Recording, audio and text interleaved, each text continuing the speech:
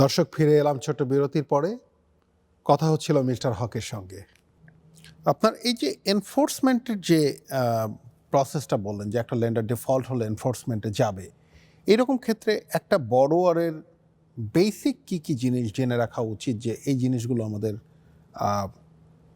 জানলে আমরা এই ডিফল্ট শুরু হলেও, ডিফল্ট প্রসেসটা শুরু হলেও আমরা হয়তো কিছুটা ওভারকাম করতে পারবো। ধন্যবাদ। ওয়েল, আমি বোধহয় এটাকে এমফাসাইজ করবো প্রথমে যে এনফোর্সমেন্ট প্রসিডিংগুলো বিভিন্নভাবে শুরু হয়। কেউ হয়তো একটা ল্যান্ডার একটা স্টেটমেন্ট অফ ক্লেইম দিয়ে শুরু করলো, একটা কোর্ট প্রসিডিং শুরু করলো, কেউ একজন একটা পাওয়ার অফ সেল নোটিস দিয়ে শুরু করলো, অনেকে আবার একটা ডিম্যান্ড লেটার দিয়ে শুরু করবে, অনেকে একটা ফোরক্লোজার প্রসিডিং দিয়ে শুরু করবে। এক গাদা প্রসেস আছে যেগুলোর মাধ্যমে একটা মর্টগেজই তার মর্টগেজটা যেটা ডিফল্টে গেছে সেটাকে এনফোর্স করতে পারে। এটা ভীতিকর একটা অভিজ্ঞতা আমাদের বেশিরভাগ লোকের জন্য, এবং হয় উচিত। কারণ ওই যে আমাদের যে বাড়ি আছে, আমাদের যে অ্যাসেট যেটা এগেনস্টে আমরা একটা মর্টগেজ নিয়েছি, এটা বেশিরভাগ ক্ষেত্রে অত্যন্ত গুরুত্বপূর্ণ একটা অ্যাসেট। এমনও হতে পারে এটা আমার একমাত্র একটা অ্যাসেট। সো এটা ভীতিকর অভিজ্ঞতা। কিন্তু এমন নয় যে মর্টগেজর হিসেবে আমার একেবারেই কোনো অধিকার নাই। আমারও অধিকার আছে। কীরকম? আমার প্রথম অধিকারটা হচ্ছে এটা পাওয়ার অফ সেল প্রসিডিংয়ে মর্টগেজই আমাকে অন্তত 35টা দিন সময় দেবে, যেটাকে আমরা পাওয়ার অফ সেল নোটিসের মধ্যেই সাধারণত লেখা থাকবে যে কত তারিখের মধ্যে এই পেমেন্টটা আমাকে দিতে হবে, পুরো পেমেন্টটা। সাধারণত পাওয়ার অফ সেল প্রসিডিং শুরু করলে মর্টগেজই চায় যে প্রিন্সিপাল এবং যত সমস্ত ইন্টারেস্ট এবং অন্যান্য চার্জেস এক্রু হয়েছে পুরো টাকাটাই একসাথে দিয়ে দিতে হবে। তো বড় বলে দেবে আপনার অনেক সময় বলে দেবে 35 দিন নয়, 40 দিন সময় আছে, 45 দিন সময় আছে। সো ওই তারিখ পর্যন্ত কিন্তু আমাদের সময় আছে, ঠিক আছে? এখন এর মানে এই নয় যে আমি 45 দিন অপেক্ষা করবো। অবভিয়াসলি আমার উচিত এটাকে যত দ্রুত সম্ভব একটা মীমাংসা, একটা অ্যারেঞ্জমেন্টের মধ্যে আসা এবং অল্টারনেটিভ ফাইন্যান্সিংয়ের খোঁজ করা, যদি অল্টারনেটিভ ফাইন্যান্সিং আমাকে নিতেই হয়। সো যদি ভয়টা হয়ে থাকে যে আমি বাড়িটা হারিয়ে ফেলেছি পাওয়ার অফ সেল কমেন্টস করা মাত্র, উত্তরটা হচ্ছে যে তা নয়। আপনার বাড়িটা এখনও আপনারই আছে। আপনার এই যে বললেন রিডেমশন পিরিয়ড, এই পিরিয়ডের মধ্যে কি কি অপশন অ্যাভেলেবল একজন ডিফল্টেড বড়োয়ারের জন্য? ভালো প্রশ্ন করেছেন। একটা বড়োয়ারের সবসময় অধিকার আছে যখন লোনটা ডিফল্টে আছে এবং রিডেমশন পিরিয়ডের মধ্যে। আমরা মনে করি জয়ন্তদা যে আমরা যখন বাড়িটা কিনলাম একটা মর্টগেজ নিয়ে, আমরা মনে করি যে বাড়িটা তো আমারই। চমৎকার ভাবনা। আমি এরকমই মনে করতে চাই। আমারও কয়েকটা মর্টগেজ আছে। কিন্তু আইন বলে আসলে বাড়িটার যে অধিকারটা এটা হচ্ছে আসলে মর্টগেজির কাছে। মানে হলো ইফেক্টিভলি বলতে গেলে এটার মালিক হচ্ছে আসলে ব্যাংক, মর্টগেজি। তাহলে আমার অধিকারটা কি এখানে? আমার অধিকারটা হলো শুধু ওই মর্টগেজির কাছ থেকে তাকে টাকা দিতে এবং সে যাতে টাকা নিতে বাধ্য হয় বাড়িটা আমাকে দিয়ে দিতে। এই অধিকারটাই আমার আছে। মানে আমি সবসময় ওই রিডেমশন পিরিয়ডের মধ্যে আমার অধিকার আছে তাকে টাকা দেয়ার এবং টাকা দিয়ে বাড়িটা কিনে নেয়ার। আমি লুজলি ব্যাখ্যা করছি আর কি। এটা জেনারেলি আইডিয়াটা আশা করি কনভে করছে। যেই মাত্র মর্টগেজি একটা পাওয়ার অফ সেল কমেন্টস করলো, আমার কাছে নোটিসটা এসে পৌঁছলো, সেইমাত্র আমার রাইট টু রিডিম, মানে মর্টগেজটা ব্যাংকের কাছে যা রাইট আছে সে রাইটটা আমার নিজের কাছে নিয়ে আসবার জন্যে যে অধিকারটা, সেটা ট্রিগার করলো। মানে ওই সময়ের মধ্যে, এবং ইনফ্যাক্ট আরেকটু সামনে এগিয়ে যায়, আইনের ব্যাখ্যাটা দেই, যতক্ষণ পর্যন্ত এই মর্টগেজি বাড়িটা বিক্রি না করেছে, মিনিং একটা থার্ড পার্টির সাথে একটা ফার্ম এবং binding agreement of purchase and সেলে না পৌঁছিয়েছে, ততক্ষণ পর্যন্ত মর্টগেজর হিসেবে আমার অধিকার আছে যে ও $600,000 চেয়েছে মর্টগেজি, সেই $600,000 তাকে দেয়া এবং বলা এই বাড়িটা আমার, এবং সে বাড়িটা আমাকে দিয়ে দিতে বাধ্য। সো দ্যাট এভাবেই আমি রাইট টু রিডিমটা। এখানে বাই দা বাই আমার একটা কোয়েশ্চেন আছে খুব সূক্ষ্ম।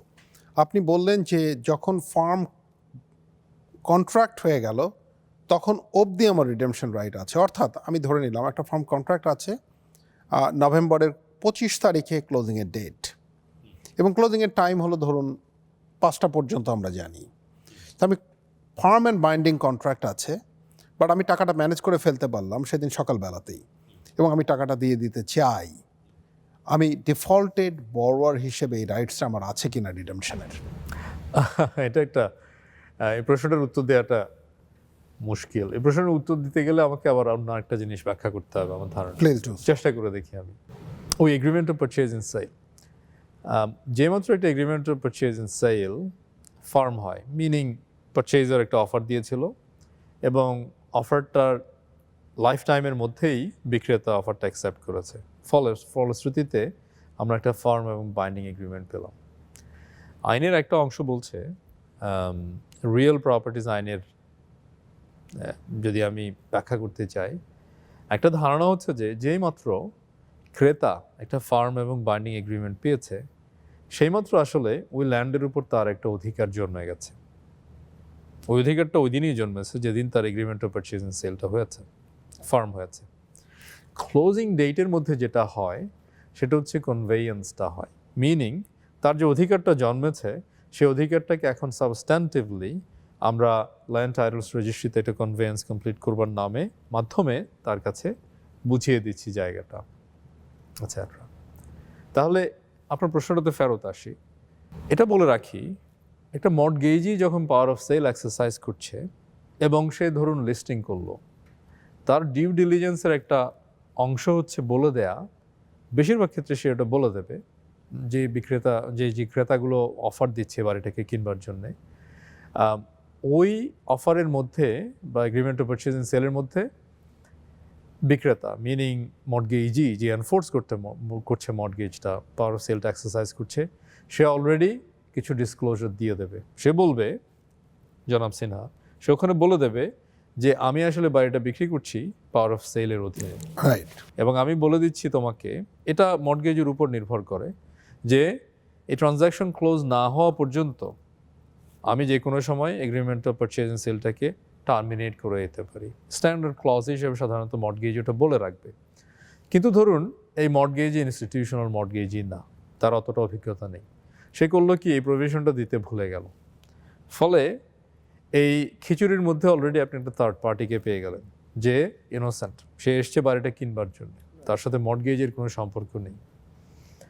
সে মনে করছে এখন ওই যেখান দিয়ে শুরু করেছিলাম আমরা, সে বলছে আমার তো একটা ফার্ম অ্যান্ড বাইন্ডিং এগ্রিমেন্ট আছে, কী ব্যাপার, আমার তো বাইন্ডিংটা যে এগ্রিমেন্টটা যেদিন আমি সাইন করেছি সেদিন এটা ফার্ম এগ্রিমেন্ট হয়েছে, তাহলে মর্টগেজই তোমার সাথে মর্টগেজের যে গন্ডগোল আছে তার সাথে আমার তো কোনো সম্পর্ক নেই।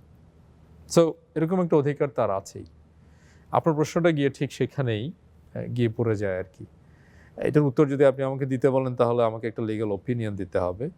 না, আমরা বুঝতে পেরেছি যে ওভারঅল এরকম যদি থাকে, মানে এটা এগ্রিমেন্টের মধ্যেই বলা থাকবে এবং সেখান থেকে আমরা জানতে পারবো। আপনি বাই দ্য বাই কয়েকটা শব্দ ইউজ করেছেন, যেমন পাওয়ার অফ সেল। আপনি কি একটু বলতে পারেন পাওয়ার অফ সেল? আমরা নর্মালি যারা আমরা সাধারণ মানুষজন পাওয়ার অফ সেল শব্দটার সঙ্গে পরিচিত মর্টগেজ ডিফল্ট হলে, তো পাওয়ার অফ সেল জিনিসটা কি? পাওয়ার অফ সেলটা হলো অনেকগুলো পন্থায় একটা মর্টগেজই তার মর্টগেজটাকে এনফোর্স করতে পারে। এটা বলে রাখা ভালো জয়ন্তদা যে এই মর্টগেজের মতো হাইলি প্রোটেক্টেড আর কোনো কন্ট্রাক্ট কিন্তু আমাদের আইনের মধ্যেই নাই। মর্টগেজটা বলতে গেলে এমন একটা কন্ট্রাক্ট যেটাকে চ্যালেঞ্জ করেও তেমন কোনো লাভ নেই, চ্যালেঞ্জ করার কোনো কারণও নাই, এবং কোর্ট সবসময়ই চেষ্টা করবে মর্টগেজটাকে এনফোর্স করবার জন্য টার্মটাকে।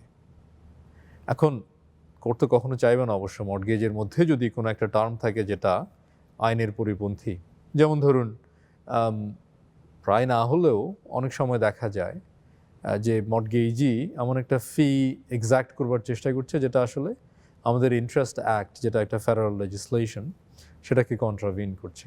সেক্ষেত্রে কোর্ট বলবে না, তুমি বোধহয় টাকাটা একটু বেশি চেয়ে ফেলেছো, এটা বোধহয় হওয়ার কথা নয়, এটসেট্রা। কিন্তু কন্ট্রাক্ট হিসেবে মর্টগেজটা অত্যন্ত সিক্রেট, পবিত্র একটা ডকুমেন্ট হিসেবে কোর্ট দেখে থাকে। কেন দেখে থাকে এটার উত্তরটাও পরিষ্কার। এই কারণ হচ্ছে যে কমার্শিয়াল ট্রানজ্যাকশনের মধ্যে যদি ল একটা সার্টেনটি দিতে না পারে তাহলে মর্টগেজেরা টাকাই বা ধার দেবে কেন, ব্যাংকই বা টাকা ধার দেবে কেন, যেটার বিষয়ে যেটা তারা রিকভার করতে পারবে কিনা সেটার মধ্যে অনিশ্চয়তা দেখা দেয়। এই জন্যই কোর্ট এটাকে এতটা গুরুত্ব দেয়। কেন বললাম এই প্রশ্নটা? এটা বলবার কারণ হচ্ছে, এটা বলা যে মর্টগেজটা একটা গুরুত্বপূর্ণ কন্ট্রাক্ট, এবং মর্টগেজেস অ্যাক্ট, যেটা আমাদের প্রভিন্সিয়াল লেজিসলেশন অন্টারিওতে, সেই মর্টগেজেস অ্যাক্ট মর্টগেজিকে বিভিন্ন পন্থায় এনফোর্স করবার জন্য অধিকার দিয়েছে। এবং এগুলো যদি মর্টগেজ চার্জের মধ্যে নাও থাকে, তাহলেও মর্টগেজেস অ্যাক্ট এই অধিকারগুলো মর্টগেজিকে দিচ্ছে। তার টাকাটা এভাবে, এটা তো তার ন্যায্য টাকা, টাকাটা তো সে ধার দিয়েছে, এবং যে ইন্টারেস্টটা মর্টগেজর হিসেবে আমি দেবো বলেছি সেটা তো আমার দেয়াই উচিত। সো কোর্ট সাধারণত সবসময় এটাকে এনফোর্স করবে। এর মধ্যে এই যে বিভিন্ন পন্থাগুলো আছে, এর মধ্যে একটা পন্থা, এবং যেটা বহুল ব্যবহৃত, সেটা হচ্ছে একটা পাওয়ার অফ সেল নোটিশ দেয়া। পাওয়ার অফ সেল নোটিশটা দেওয়া হয় মর্টগেজেস অ্যাক্টের অধীনে। এটার মাধ্যমে মর্টগেজরকে বলা হচ্ছে, স্পেসিফিকলি তাকে একটা নোটিশ দেওয়া হচ্ছে যে মর্টগেজি বলছে যে আমি তোমার বাড়িটা বিক্রি করে দেব, যদি না তুমি এই নির্দিষ্ট সময়ের মধ্য দিয়ে আমাকে এই পুরো প্রিন্সিপালটা, এবং ওই পাওয়ার অফ সেল নোটিসের মধ্যেই লেখা থাকতে হবে, মর্টগেজেস অ্যাক্ট বলে দিচ্ছে কি কি থাকতে হবে, লেখা থাকতে হবে কি ঠিক সঠিক এবং স্পেসিফিক একটা অ্যামাউন্ট, যে অ্যামাউন্টটা মর্টগেজিকে দেওয়া দরকার। এবং ওই মর্টগেজির পাওয়ার অফ সেল নোটিস আবার এটাও বলে দেবে যে কত দিনের মধ্যে, আর মিনিমাম 35 দিন সময় দিতে হবে মর্টগেজরকে, কত দিনের মধ্যে টাকাটা দিতে হবে।